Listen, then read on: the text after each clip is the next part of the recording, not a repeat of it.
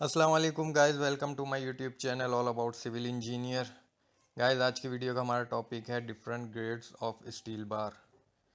इसका STM code है A615। इसमें जो है पूरे इसकी आपकी स्पेसिफिकेशन दी हुई है कि कौन से ग्रेड है, उसकी कितनी टेंसाइल स्ट्रेंथ है, यील्ड स्ट्रेंथ है और एलोंगेशन कितनी रिक्वायर्ड है, वो सब आपको इसमें दी हुई है। सबसे पहले हम स्टील बार के बारे में जान लेते हैं। इसमें जैसे हमारे पास ये स्टील बार है, इसमें इस तरीके से एम्बोस हुआ होगा।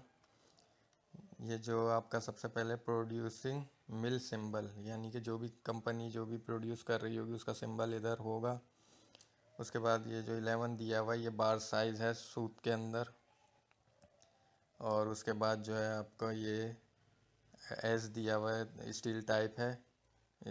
इसमें जो है अगर ए दिया हुआ होगा तो एक्सेल स्टील होगी, एस है तो कार्बन स्टील है, डब्ल्यू है तो लो एलॉय स्टील है, एस एस है तो स्टेनलेस स्टील है, सी एस है तो लो कार्बन क्रोमियम स्टील है।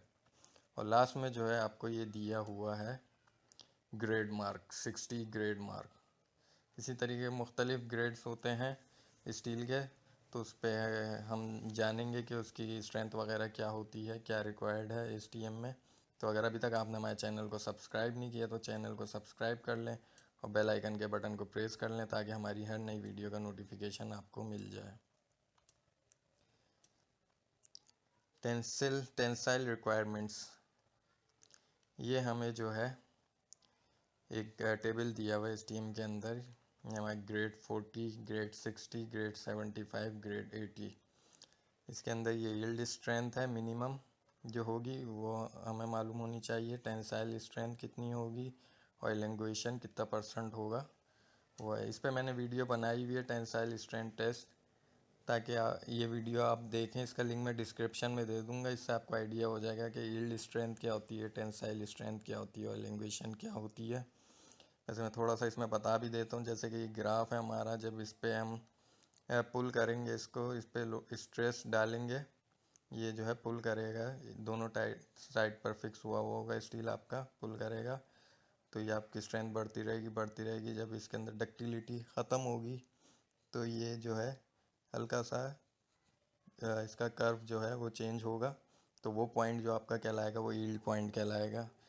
और उसके बाद जो है जो आपका अल्टीमेट पॉइंट होगा वो आपकी टेंसाइल स्ट्रेंथ कहलाएगी।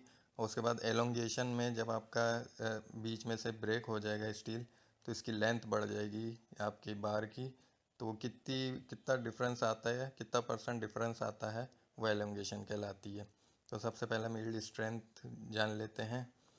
280 न्यूटन पर mm स्क्वायर है 40 ग्रेड की, 60 ग्रेड की है 420 और 75 ग्रेड की है 520 और 80 ग्रेड की जो है 550 हमारी जो है न्यूटन पर mm स्क्वायर है, यानी कि MPa। ये जो हमारे ग्रेड्स दिए हुए हैं ये भी हमारी जो है बेसिकली ये भी जो है स्ट्रेंथ ही है, लेकिन ये है KSI में, यानी कि kg पर स्क्वायर इंच में। तो जो भी हमारी ग्रेड में जो स्ट्रेंथ दी हुई है वो हमारी यील्ड स्ट्रेंथ ही होती है। उसके बाद टेंसाइल स्ट्रेंथ जो है इसकी 40 ग्रेड की 420, 620, 690, 725 ये मिनिमम है, इससे ज़्यादा ही होनी चाहिए। इससे कम होगा तो आपका जो है स्टील बार जो है वो फेल हो जाएगा। उसके बाद हमारे एलोंगेशन पे आ जाते हैं। एलोंगेशन मिनिमम परसेंट कितनी होगी, उसमें जो है हमें डिफरेंट साइज़ दिए हुए हैं। अगर हमारे पास 10 mm है, 13 mm है, 16 mm है, 19 mm है, जिस भी डाया का जो है हमारे पास स्टील है उसके हिसाब से जो है हमें इसमें एलोंगेशन में जो है रिक्वायरमेंट दी हुई है। जैसे 11% होना चाहिए 10 mm का, बाकी 13, 16, 19 mm का ये दिया हुआ 12, 9, 7, 7 इतना परसेंट जो है एलोंगेशन होना चाहिए। इसी तरीके 22, 25 mm का सबका ये अलग अलग दिया हुआ है। तो गाइस, बड़ी इम्पोर्टेंट वीडियो है ये। आप कहीं भी बिल्डिंग वर्क में काम करेंगे, कहीं या फ्लाईओवर वगैरह में, ब्रिज वगैरह में आप जॉब करेंगे तो आपको इंटरव्यू में भी ये क्वेश्चन हो सकता है, वहाँ पे भी आपको इसकी बड़ी ज़रूरत होगी। तो इसका आप जो है स्क्रीनशॉट भी ले सकते हैं। तो और जो मैंने वीडियो बनाई है टेंसाइल स्ट्रेंथ की, उसका लिंक डिस्क्रिप्शन में, वो लाजमी देखिएगा, उससे आपके काफ़ी कॉन्सेप्ट क्लियर होंगे।